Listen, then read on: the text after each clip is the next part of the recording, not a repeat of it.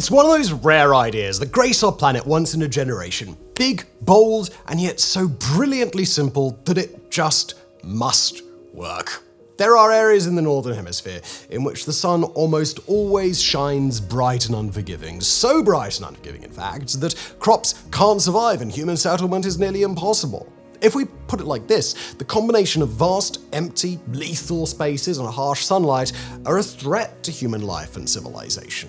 But what if we flipped this argument? What if we considered this combination as an opportunity, as an advantage? What if we placed a massive solar power plant in the Sahara Desert, for example, and what if we connected it to an equally gigantic grid, thus distributing electricity to the whole of Europe, the Middle East, and North Africa? That's the basic concept at the root of the Desertec initiative, an ambitious plan to create a source of cheap and renewable energy north and south of the Mediterranean. An idealistic dream which was meant to bring together an entire region. Now, technically, Desertec was absolutely feasible. Politically, it had the right level of private and public backing. So, why'd it fail? Just a quick pause in today's video to talk about something that's a little bit unnerving but also really important, and that's all of our personal data. Look, there's an endless stack of information about you that's kind of just floating around online, often without you even knowing about it. And guess what? Data brokers and people's search sites have all the details: your full name, your home address, phone numbers, maybe even your shopping habits. Now look, I don't know about you, but I don't love the idea of some stranger out there being able to look up my life story with just a few clicks. So how do we fix this? Enter Incogni, the team that's all about putting control back in your hands. Here's how they tackle the problem. Incogni reaches out to data brokers on your behalf and demands that they remove your data. It's a bit like having a personal bodyguard that goes toe-to-toe with those databases to keep your information out of the public eye. And the best part, it's all automatic. Incogni doesn't just remove your data once, they keep checking back in case new records pop up, and they handle it all for you. Now, one notorious trick that these brokers use is selling lists of contact details to anyone willing to pay, sometimes even scammers. Ever wonder why your phone lights up with all those robocalls? That's data brokers for you. With Incogni, it's just 3 steps. Sign up, give them the go-ahead to fight for your data, and they will handle the rest. It's easy, it's risk-free for 30 days, and if you're not satisfied, you can get a full refund. Plus, they're offering an annual discount. Just hit up incogni.com/megaprojects, use the code megaprojects for 60% off. Big thank you to them for sponsoring, and now back to today's episode.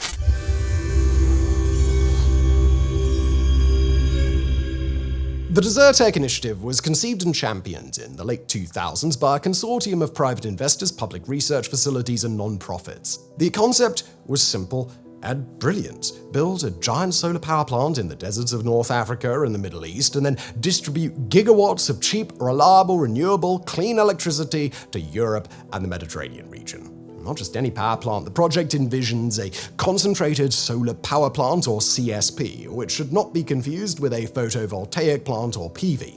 Now, both rely on the sun as a main energy source, but they work in radically different ways. PV cells absorb light from the sun and they transform it into electricity. To their advantage, PV cells function even when receiving indirect radiation from the sun or when the sky is overcast. As a con, energy generated through this technology is not easily storable. On the other hand, CSPs use large, flat, concave or parabolic mirrors arranged into a collector field. The mirrors will then concentrate the light of the sun toward a single point in order to heat a liquid. The thermal power thus created drives a steam turbine, which in turn generates electricity. As opposed to PV plants, CSPs require direct sunlight in order to function. The good thing is that much of the light reflected in the collector field can be targeted towards storage units filled with liquid salts. These salts can absorb and preserve heat for several hours or even weeks. This stored heat can thus be used to activate the steam turbine even when the sun is not shining. But even though they're able to store power to a certain extent, CSPs are at their most productive when located in a desert or a semi-desert area, hence North Africa or the Middle East, made for the perfect location of the project. Now, the basic concept of the initiative had been first explored by academia in the early 20th century. In 1900, physicist Friedrich Kohlrausch wrote that, quote, "A wealth of energy that by far exceeds all demands is furnished by those parts of the surface of the earth that are so regularly subjected to the heat of the sun that it might be applied to regular technical operations." End quote. Kohlrausch displayed a colonial attitude typical of the era, stating that a few square miles in northern Africa would suffice for the requirements of a country like the German Empire. and he ventured that nations should take the precaution of securing a suitable share of land in North Africa. In 1909, British physicist Sylvanus P. Thompson chipped in, predicting solar energy's central role in the future of mankind. Quote him, "When the supply of coal in the bowels of the earth has been exhausted, when the water powers will no longer suffice to meet our requirements, then we will obtain from this source all the energy needed to complete the work of the world." Thompson then foresaw that the glowing deserts of the Sahara, as he described them, would become the new centers of industry thanks to their access to cheap and inexhaustible energy.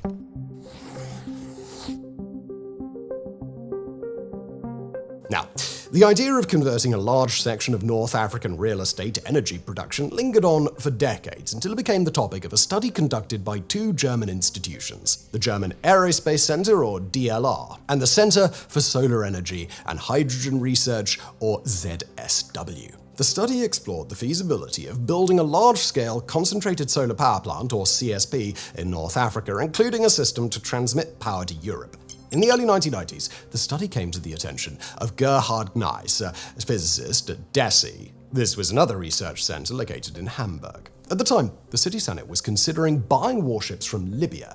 Gneis, a pacifist and environmental activist, and like-minded colleagues questioned that decision. To quote him, "Wouldn't it be much better if Hamburg invested this money in building solar systems in these North African countries? That would help to solve the energy problem, it would lead to cooperation between Hamburg and these countries, and it would improve the security problem." The quote ends. Inspired by the DLR and ZSW studies, Gneis continued to mull over the concept. Then in 1997, he organized a workshop at the Technical University in Hamburg dedicated to the possibility of a, quote, North African European electricity network. At the event, Gneis buddied up with a DLR researcher, Dr. Franz Tribe, and the two further developed the idea that would become the Desertec project.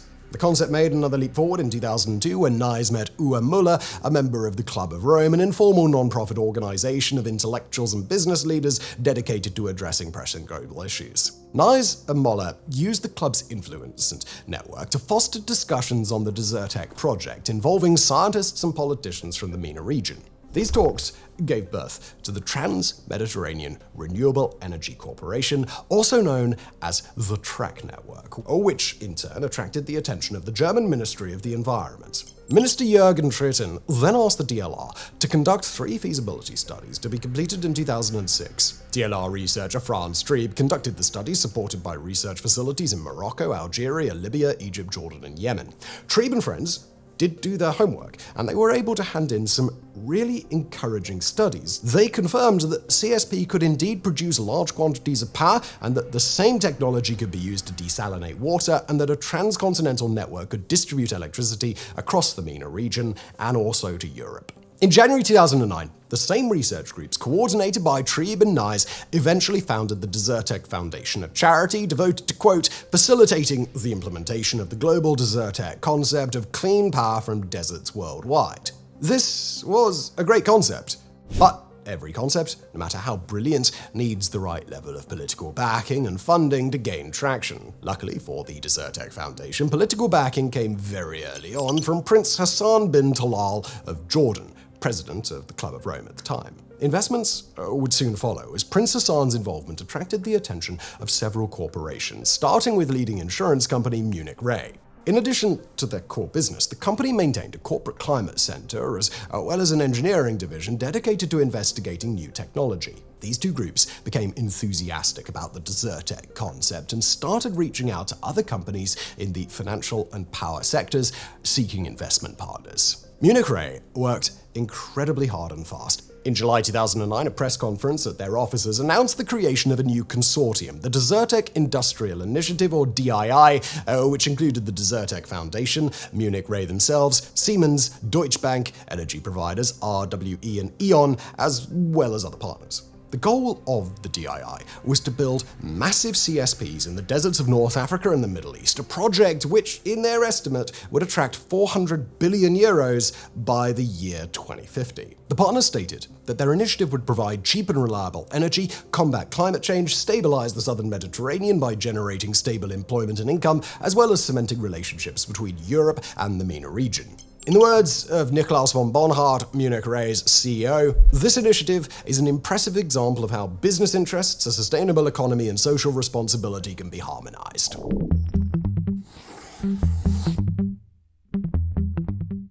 As described earlier, the Desertec powerhouse would consist of one or more massive CSP plants equipped with several liquid salt storage units. These plants could be part of a network of stations, including photovoltaic or PV units. By diversifying the method of producing electricity and multiplying storage units, the Desertec project would ensure a continuous power supply. The plant, or network of plants, would have been most likely located in the Sahara, with the Arabian Peninsula considered as a likely candidate too. Electricity would travel from there to other countries via intercontinental high-voltage direct current transmission lines. In the estimate of the DLR research group, this system would have ensured low losses of electricity during transport, no more than 15% on the segment from Morocco all the way to Germany. Back in 2009, the DLR forecasted that by the year 2050, the Desertec project would be supplying about 700 terawatts per year of electricity, equivalent to 15 to 17% of Europe, the Middle East,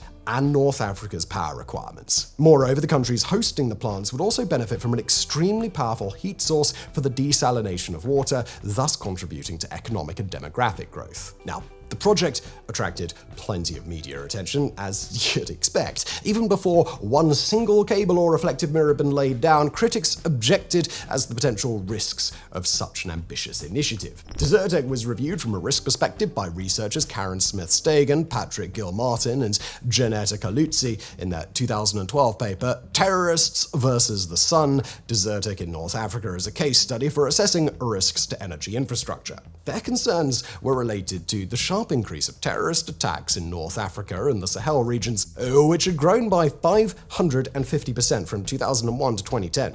Terror groups may target the CSP installation or the power lines, thus shutting off Europe from a projected 15% of its electricity supply. In the words of the researchers, this elicited concern that the Desertec plan would render Europe's supply less rather than more stable.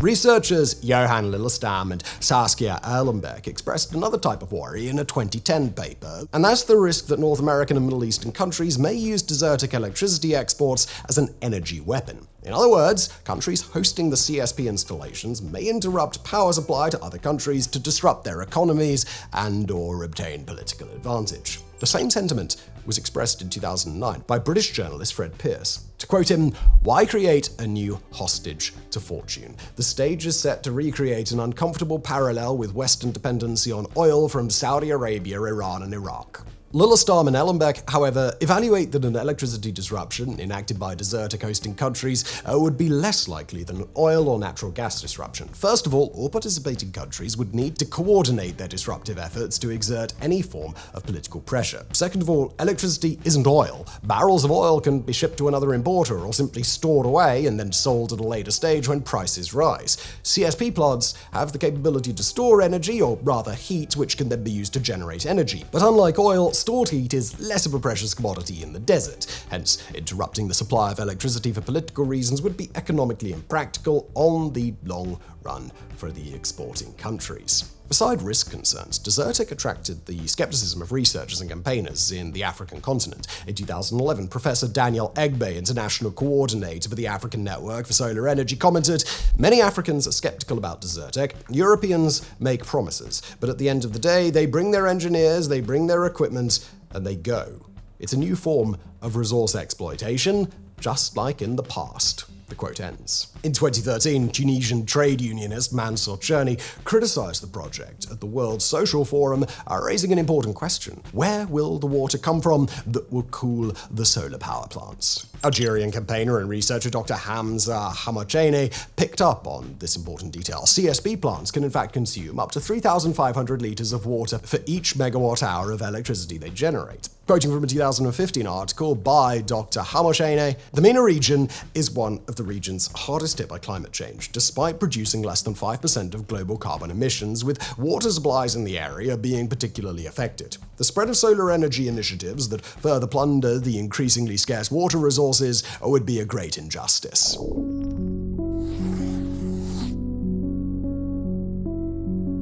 Dr. Hammer-Cheney was writing in 2015, but the truth is he needn't have worried about Desertec soaking up immense quantities of water. You see, the project and the consortium behind it, the DII, had been struggling from the start and slowly imploded in the early 2010s before construction of any kind had even started. In 2013, German media started reporting how a shadow loomed over DII, beset by internal conflict. One paper even reported that, quote, "the future was being destroyed." In autumn of 2014, the German press finally announced that the Desertec dream had come to an end. By the end of the year, 14 out of the 17 founding members of the DII had left the consortium. By early 2015, it had relocated its offices from Munich to Dubai, retaining only a handful of employees. So, why did this big and bold idea fold onto itself so quickly? The participating companies had the technical know-how to accomplish the enterprise, and the funding had been secured. The project had its critics, sure, but it also enjoyed overwhelming political backing from both sides of the Mediterranean. And this is perhaps the most fascinating aspect of the mega failure of this mega project, as it demonstrates how non-tangible elements can derail big engineering projects as much as technical deficiencies, incompetence, and lack of resources. According to Professor Thomas M. Schmidt, Center for Cultural Heritage, University of Heidelberg, the root of the failure can be found in the conflicts at the top of the DII. The consortium was led by two CEOs with equal levels of power and responsibility, Paul Van Son and Aglala Weiland. The two CEOs could not agree on certain points of the overall Desertec strategy. For example, Weiland intended to export energy to Europe and MENA, while Van Son wished to focus on MENA only, as he believed exporting it to Europe was too costly. The conflict extended amongst the participating partners. The research institute DLR insisted that they should only bet on the building of CSP plants, while other partners planned to develop PV plants and even wind turbines. Initial dissent escalated through 2013 and 2014 until CEO Weiland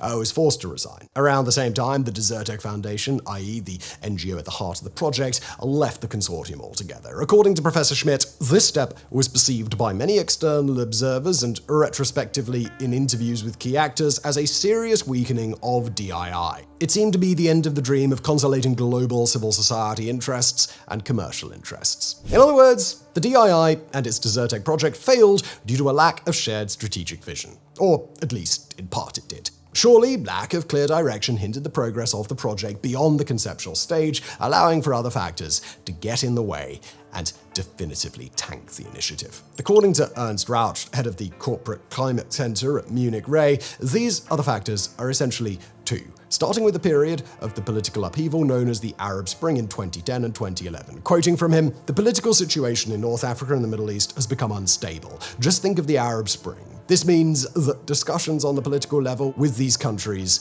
were much slower. Suddenly, there were no more contact people, for instance, due to staff changes in the ministries that were not foreseeable." The second factor was the development of renewable energy equipment in Europe. According to Rauch, the drop in price of photovoltaic equipment led to excess electricity in the continent, which essentially killed demand for Desertec-produced power. Now, you may be left wondering, what could have the Desertec plant looked like if it had not stumbled in these mishaps? Well, you don't have to wonder very much, as a very similar project was concluded in February 2016 by Saudi developer AZWA Power in cooperation with Spanish consortium TSK Aconia Sena. We're talking about the Coursazate Solar Power Station, or OSPS, in Morocco. Based on the cost alone, the OSPS is clearly a way less ambitious project than the Desertec one promised to be. The latter had an estimated budget of 400 billion euros, while the North Station had a much more reasonable price tag of 8.3 billion euros. Even so, the OSPS can still boast some pretty impressive numbers. It's spread over a surface area of approximately 3,000 hectares, equivalent to 3,500 American football fields. And it's not just any area. The station is located in a desertic zone in which the sun shines almost every day throughout the year, with a radiation intensity of 2,635 kilowatts per hour per square meter. The OSPS comprises 4 plants known as NORS 1 through 4, with a combined capacity of 582 megawatts and an annual net output of 1,470 gigawatts per hour. This production allows the OSPS to supply the equivalent of 1 million homes with cheap, renewable electricity, thus making it the most powerful CSP plant in the world. So, why did this succeed, where Desertec failed? Another possible interpretation that we might give Desertec's failure is related to the scale of the project. The Nor plants are an impressive, yet relatively contained project, limited to 2 partner companies providing energy to 1 single country. No matter how many resources the DII had been able to muster, the exponential complexity of their own designs made them unachievable. We'll leave the last word today to Hermann Scher, former member of the German Parliament, president of Eurosolar, and general chairman of the World Council for Renewable Energy. A guy who knows so much about renewable power that they've nicknamed him the Solar Pope. When discussing the Desertec concept and its failure, the Solar Pope described it as technology without sociology, clarifying that technical feasibility is not social feasibility. Mr. Scher's argument was that the project plans did not take into account the social, economic, political, and cultural intricacies of such an endeavor, including the disparity of strategic objectives within the DII leadership. In other words, something as grandiose and complex as Desertec was almost surely destined to fail from the start, as it involved an organization with unclear vision, navigating a bewildering maze of complexities. Based on this concept, we may even consider adding a Scher's corollary to the well-established Murphy's Law. The more ways a project can fail, the more likely it is to fail. Thank you for watching.